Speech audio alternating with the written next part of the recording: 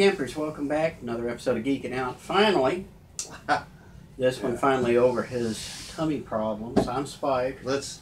I'm Chris. That's Chris with the tummy problems. What? Go ahead, make your excuses. Go right ahead. I'm not going to make any excuses. Make your excuses, let's buddy. just say it. It was a hangover. Oh, well, that can be forgiven. Okay. So today, you got stuff. Let's go ahead and do your stuff on this one. Alright, well, let's make this real quick here because less time I spend on this. Because He's going to shoot it at me, and I'm going to respond. Let's see what he's got to. Alright, so Fox and Disney, ever since their merger, they've been having some issues. Well, okay, let me just put it this way. Disney has been having some issues with some of the Fox property. You mean rats and foxes don't get along? I know, right? Isn't that weird? So anyway, because of that, there was a lot of stuff thrown out, and then there was some that was just saved by an inch. Just saved. I bet it's the cream of the crop, too, isn't it? It's spectacular. This is going to be landmark entertainment. The list of movies here is... It's going to be like Casablanca, The Wizard of Oz. It's 1939 all over again, isn't it? Let me just go through the list here. Okay, go. Alright, so... Hey, give it to me, baby. Come on.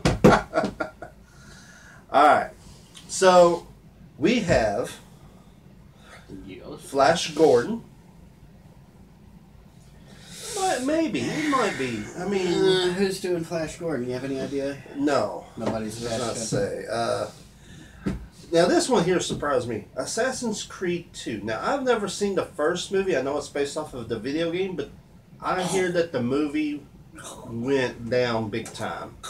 So the fact that they was actually going to make a sequel... Oh, no, save that for more. I got more. Well, hold on. Before you go any further with this, I'm going to say one thing, okay? When it comes to making movies out of these video game intellectual properties, okay, understand that if your movie is not as interesting as Overwatch League on Disney XD, you should probably just not even bother with it, okay? Just let the option expire and move on. Yes. Go ahead. All right. That also means Hitman 2, which another movie that didn't go nowhere, based off of a video game. Hairballs. Chronicle 2, which... Well, no, wait a minute. Is this Chronicles of Riddick? No, this is... Chronicles of Narnia? No. This movie, if you remember the first Chronicles, it was about like 3 teenagers who found something that crash landed, and it gave them all superpowers. And one of them went psycho crazy, and the other 2 tried to stop him, and he ended up killing one of them. And it basically became Injustice, but not DC branded. Go ahead. It was pretty good, I thought. Nah. League of Extraordinary Gentlemen. Why? I don't know. And this one actually does seem promising. Now, it says The Boogeyman. Now, I thought it was the horror movie Boogeyman. Close, but this is actually based off of a short story that Stephen King wrote back in the 70s. I don't know nothing else about it, just that. Now, if it was about the Boogie Man, I'd be down for that. I'm not that big of a Stephen King fan, personally. But hey. Magic the Gathering. Qui Sira Sira, yeah. Magic the Gathering. Yeah, the movie. Yeah. Magic the Gathering, the movie, The Waste of Time. This one I'm actually excited about. I'm actually excited about, but McClane. John McClane. Die Hard. Mm-hmm. Yeah.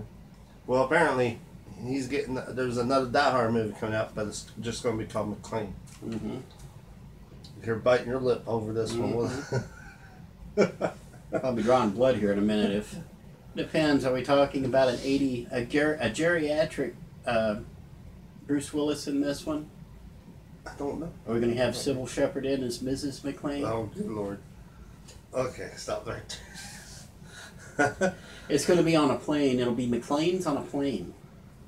Or better yet, it'll be at a herpologist zoo, and it'll be McClane's on a snake. There you go. God. See, this is what I got to put up with. See, this is what happens when you let me go for a week without having to yell at you. Go ahead. Mega Man. Promising. Might be promising. I think he's one of Cooper's dance. Okay, quick. What was the last Japanese thing that got adapted by an American film studio? Alita Battle Angel. There you go. Was that worth it? I loved it. Alita Battle Angel. It was actually good. Unless you're wanting to go Ghost in the Shell type of way, which... That's the last one I can think. Ghost in the Shell was the last time I paid attention to any Americanized versions of Japanese anything. No more. Godzilla should prove that to you. Go ahead. We have Return of the Killer Clowns from Outer Space. Why? I don't know.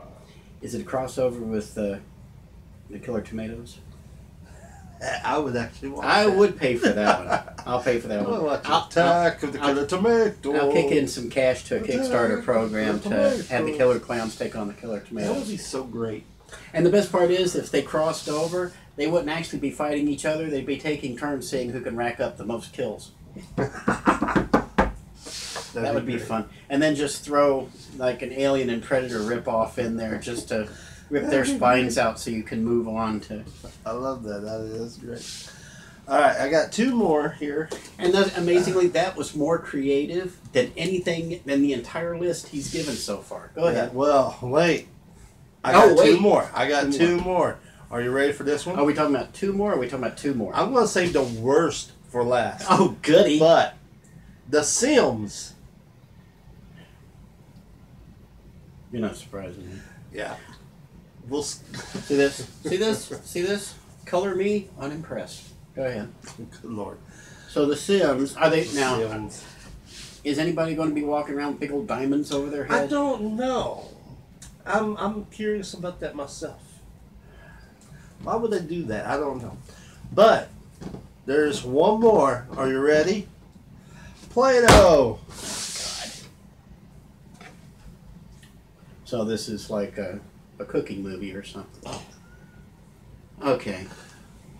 If there was a movie called Easy Baked Oven, then I might be done with that. I'm pretty handy with an easy baked oven. That's how I learned to cook.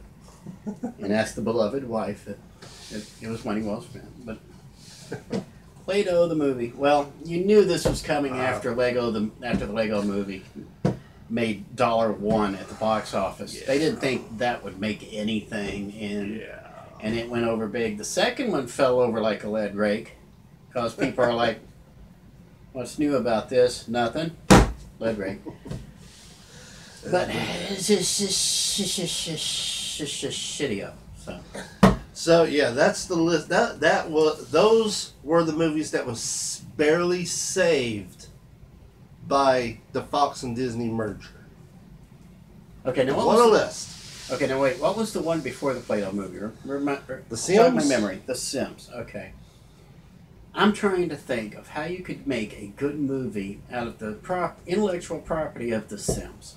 The Okay. only Now, we are not that far away from the release of the Banana Splits movie coming to DVD. That's coming out of Warner Brothers and Sci-Fi. It's co-production.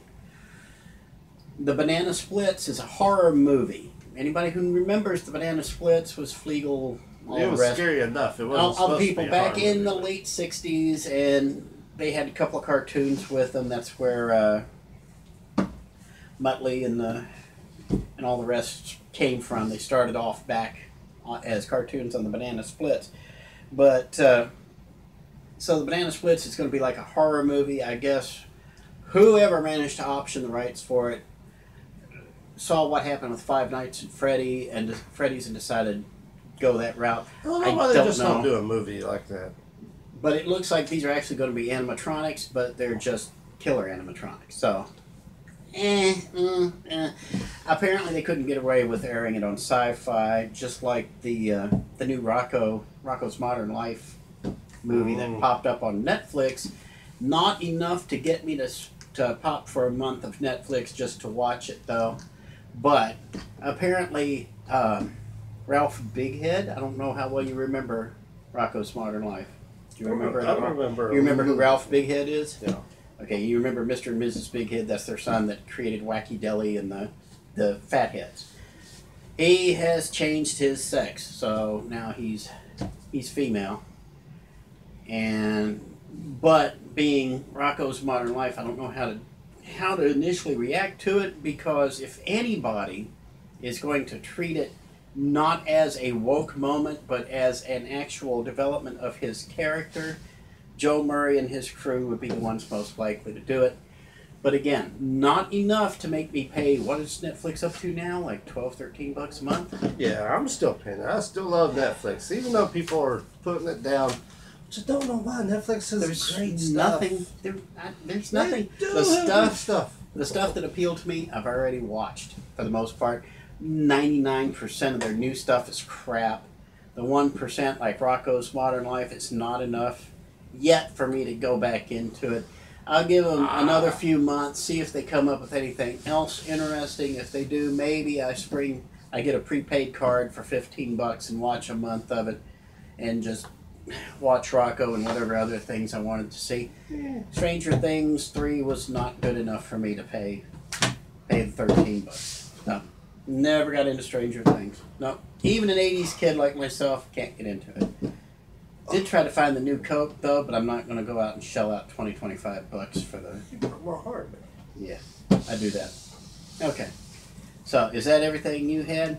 I got a couple of other things. Okay, let's go ahead and hit a couple more things you got. All What we'll do is we'll wrap this. We'll do your things. We'll wrap this. We'll do another episode with my things, and then I think we got something else that's needed for a third episode. So let's go ahead. Oh, Yeah. wow. So let's go ahead and wrap this episode because we're already at 12 minutes. You've got two things left. What you got? All right. So Shannon Lee, Bruce Lee's daughter, came out lashing out against Quentin Tarantino's movie that I've been talking a whole lot about, which is Once Upon a Time in Hollywood, because how her father was portrayed in the movie. Now, I read what she said, and I got to admit, I felt this small. Because when I was watching that movie, and I watched it twice already and loved it, still do, I didn't realize how much they was mocking him. I knew it was just, Bruce Lee would whoop Brad Pitt's ass, and he would whoop anybody's butt. But this is a fairy tale story. But she said that when she was in the theater watching the movie and having everybody laugh at her dad, it made her feel really bad. Which made me feel bad because I love the Bruce Lee family. I do. I love them to death. I think they're a great, respectful family. And hearing that actually made me feel really bad about how I saw it and just didn't realize. So I haven't seen the movie yet, and probably won't because I don't watch Quentin Tarantino. He's not my cup of tea. But do you remember watching Dragon, the Bruce Lee story? yes. The story, basically a biography of his life. The thing that really inspired Bruce Lee to take his acting career seriously was watching films in a movie theater with his girlfriend. And it was oh Lord, who played the Pink Panther? Can't think of his name. The name will come to me after we finish recording the episode. Check the next episode. I'll probably say it then. But he, that actor had a history of playing Asiatic characters. Yeah. So he would put on the makeup, the prosthetics to make his eyes slanted, and he would put in some buck teeth, and he would put on a fake Japanese accent. That infuriated Bruce Lee and pretty much every other Asian who ever went to theater. The idea that his daughter, first off, I didn't know he had a daughter. I knew he had a son, Really? but I didn't know he had a daughter. Oh, yeah. But the idea that his daughter looks at this and is reacting the same way her dad reacted back in the 60s when he saw what was going on. Peter Sellers, that's his name. Yeah. Peter Sellers had a history of doing that, and I hate to say it, Christopher Lee had a history of doing that too. But he wasn't as bad as Peter Sellers was at it. But the idea that she is reacting the same way that Bruce Lee did, as we saw in that movie Dragon, then that kind of strikes me this is the first time I'm hearing about it, so I'm not quite sure how to take it, but I probably side with her. She knows her dad better than we do. I side with her too. I mean, and more than Quentin Tarantino does, for that matter. But on the other hand, Quentin Tarantino probably doing this as a really cool moment because he thought it's Bruce Lee. Well, see, she said in what she wrote, she said that she understood that he was trying to make, like, Brad Pitt in the movie is basically playing a badass. So him taking on, putting a couple of hits in on Bruce Lee and kind of slightly winning it is, a good way to make that character awesome. Mm-hmm. But still, they put in the